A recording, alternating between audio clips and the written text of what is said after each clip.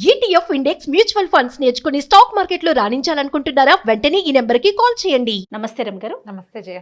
రమగారు, ఏకాదశి అలానే ద్వాదశి ఈ 2 రోజుల యొక్క విశిష్టత.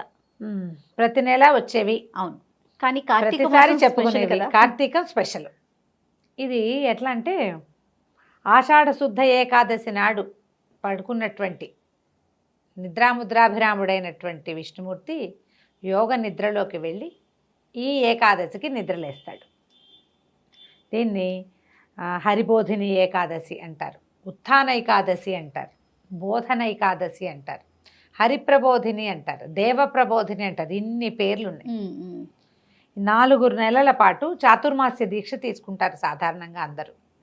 చాతుర్మాస్యం ఆషాఢ శుద్ధ ఏకాదశి తొలి ఏకాదశి నుంచి ఇక్కడ బోధన ఏకాదశి దాకా స్వామివారు శయనిస్తారు. ఈ రోజున నిద్రలేస్తారు.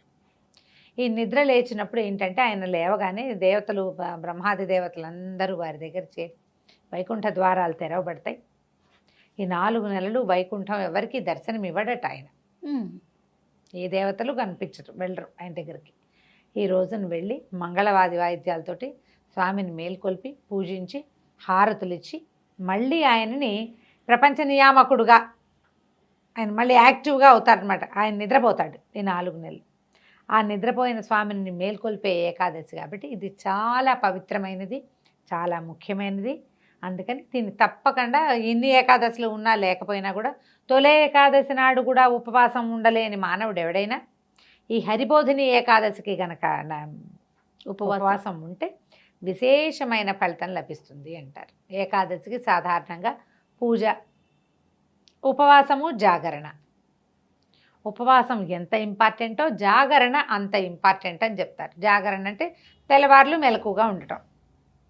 మర్నాడు పొద్దున ద్వాదశి నాడు పారణ చేసి భోజనం చేసి ఈ ఏకాదశి వ్రతాన్ని పరిసమాప్తి చేయాలి. విశేషమైన రోజు కాబట్టి తప్పకుండా ఇది చేయాలనుకుంటారు. దాంతోపాటుగా ఇప్పుడు ఈ ఏకాదశికి ఇంకా బోల్డని విశేషాలు ఉన్నాయి. భీష్మ పితామహుడు యుద్ధం మానేసి అంపశయ్యకి శయనించింది ఈ రోజు. అవును, అదొక విశేషంగా చెప్పుకుంటాం.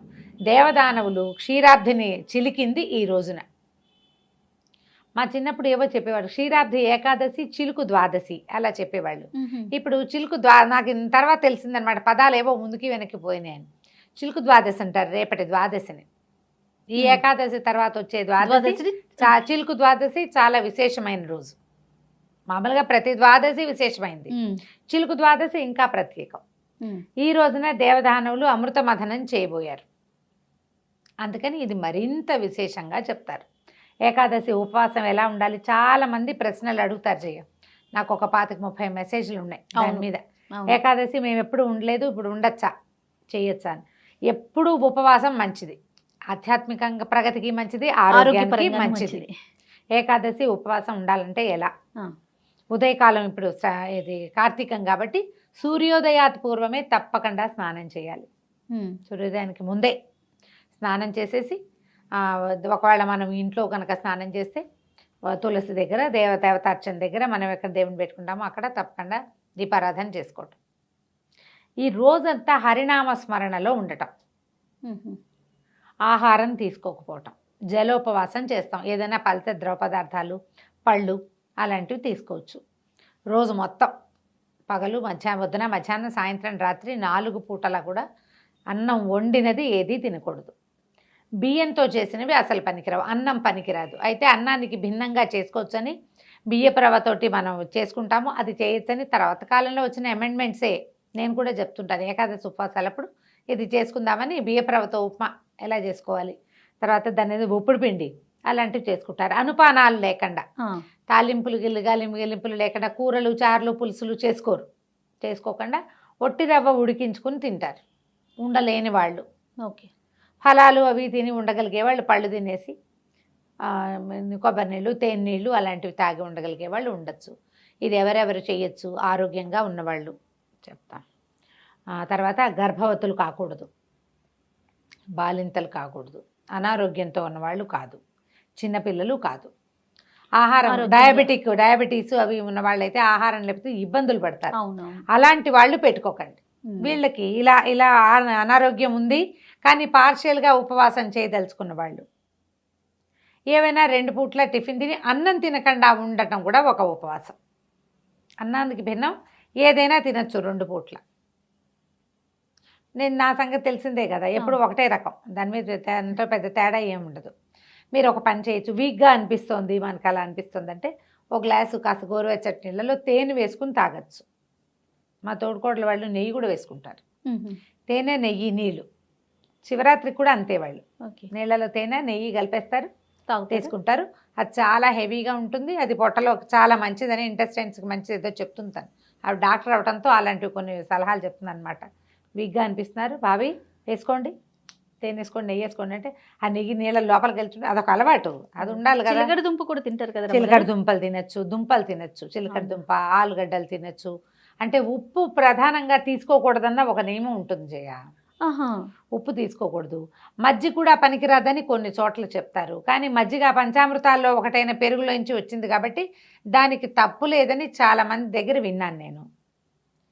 పల్చటి మజ్జిగ కూడా తీసుకోవచ్చు. పళ్ళ రసాలు, మజ్జిగ, పళ్ళు, అదే మన ఫ్రూట్స్ ఏవైనా, చిలకడ దుంపలు ఉడకబెట్టుకుని తింటాము, అలా ఏదైనా చేయొచ్చు.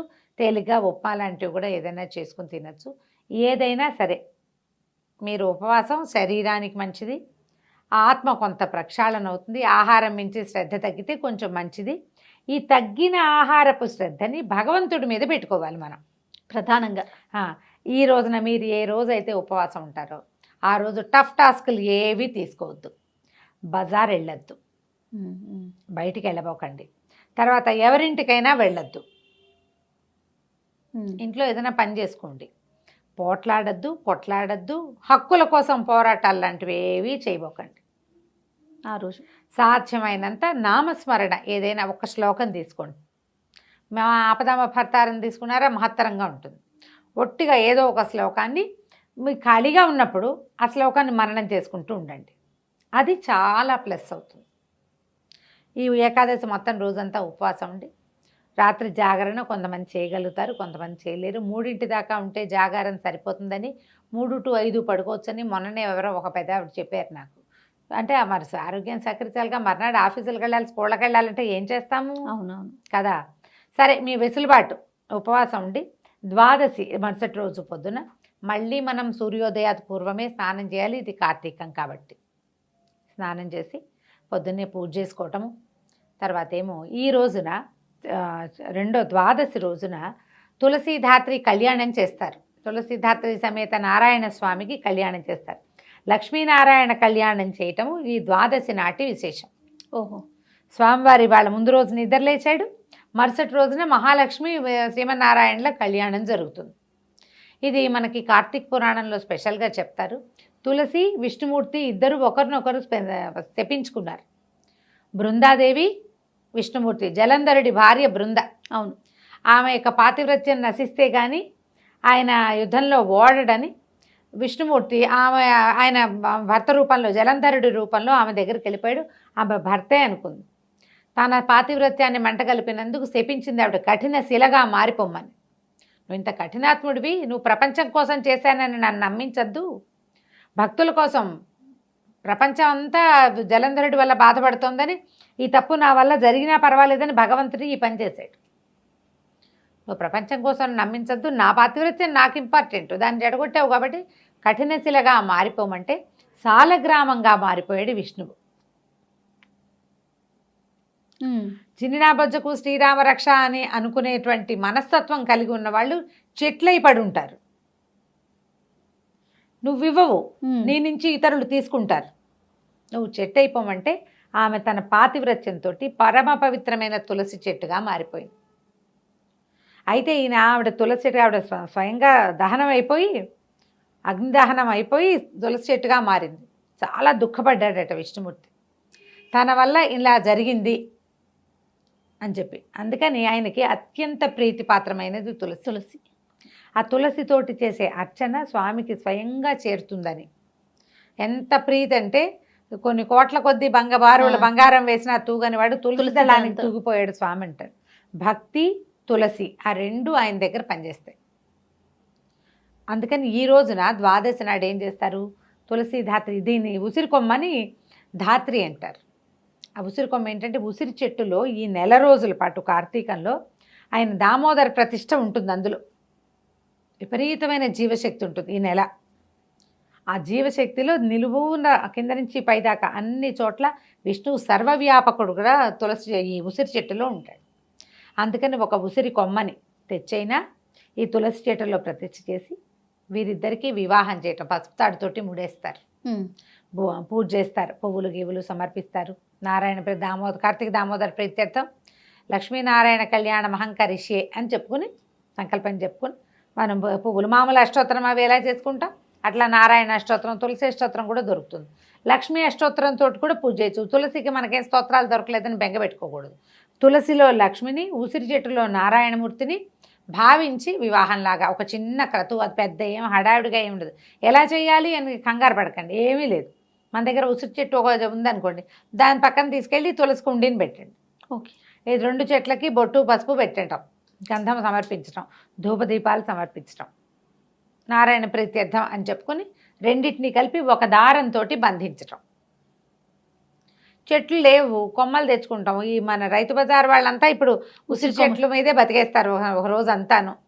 ఆ కొమ్మ నిండా కాయలున్నవి అన్నేసి కాయలున్న చెట్లను విరిచేస్తే రేపొద్దున ఉసిరికాయలు ఎలాగా అనిపిస్తుంది. ఇదివరకు అక్కడొక్కళ్ళు కలిపడే వాళ్ళు చేయ. ఇప్పుడు ఈ మనం ప్రవచనకర్తలు చాలామంది బాగా తెలుసుకుని విపరీతంగా కుప్పలు తెప్పలుగా ఉసిరికాయలు ఉన్న కొమ్మలే అన్నీను. మనకి రైతు బజార్ దాకా కూడా అక్కర్లేదు రమ్మగారు. ఇప్పుడు కోడల్లో మనకి ఎక్కడైతే మార్కెట్ పెడతారో ఎక్కడ పడితే అన్ని చోట్ల కనిపించేస్తున్నారు. వినాయక చవితి నాటి పత్రిలాగా, ఇంతింతి కాయలు. అదే వినాయక చవితి నాటి పత్రి ఎట్లా కనపడుతుందో అలా కనిపించేస్తుంది. ఓ ఉసిరి కొమ్మని నాటడం. మా దగ్గర మాత్రం ఉసిరి చెట్టు ఉంది, సుండీలో పెట్టుకున్నాను చక్కగా. తులసి మొక్కనెత్తి ఆయన దగ్గర పెట్టడం, ఈ 4 రోజులు కలిసి ఉండండి అని. నేను ఆ ఉసిరి కుండీలోనే తులసి మొక్కలు పెట్టాను, 2 కలిసే ఉంటాయి. ఓహో, సంవత్సరం అంతా కలిసే ఉన్నారు ఇద్దరు. ఓకే, ఇంకే సూపర్. ఓ దీపం పెట్టడం, కుండీకి పసుపు బొట్టు పెట్టుకోవటం, నమస్కారం చేసుకుంటూ కొంచెం మధ్యలోకి జరుపుకుంటే చుట్టూతా ప్రదక్షిణం చేసుకోవచ్చు. ఇట్లా మనం ఈ ద్వాదశిని పూర్తి చేసుకోవచ్చు. ద్వాదశి నాడు పూజ చేసుకున్నాక భోజనం చేసేసేయచ్చు. మధ్యాహ్నం భోజనం చేసేయచ్చు. మధ్యాహ్నం అంటే కొంచెం చకచకా చేస్తే. కొంతమంది ఏం చేస్తారంటే పొద్దున్నే చేయగలుగుతారు, చేయలేకపోతారు. సాయంకాలం చేసుకునే విధానం ఒకటి ఉంది, కానీ మనం ఉపవాసం ఉన్న వాళ్ళు ఉండలేరు కదా. ముందు రోజంతా ఉండి మరుసటి రోజంతా ఎక్కడ ఉంటారు.